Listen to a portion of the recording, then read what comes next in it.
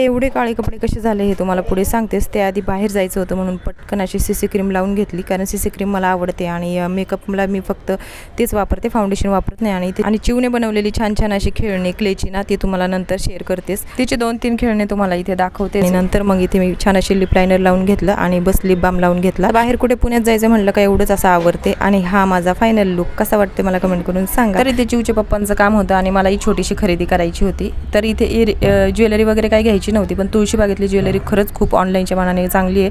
10 रुपयापासून 250 पर्यंत जे कानातले आहेत तर ती खूपच छान आहेत बघण्यासारखे.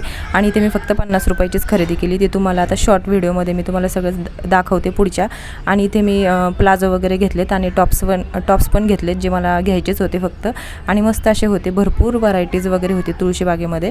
आणि नंतर तिथून आम्ही आलो बालाजी नमकीनमध्ये, जे पुण्यामध्ये खूप फेमस आहे. तिथून काही छोटा मोठा स्नॅक्स घेतलं मुलांसाठी आणि घरून काही खाल्लं नव्हतं म्हणून इथं छोटंसं नाश्ता केला. आणि नंतर इतकं आभाळ आलं, 5 वाजले होते निघता आणि खूप पाऊस पडणारच होता आणि नुकताच पडायला लागला होता. आणि तेवढ्यात नाही का आमची गाडी नाही का स्लिप झाली, त्याच्यामुळे हे असे काळे कपडे झाले. तर हे कसं घडलं उद्याच्या लॉंग व्हिडिओमध्ये सांगतेस. तर चला आता दुखणं तर आहे, तर भेटूया पुढच्या व्लॉगमध्ये.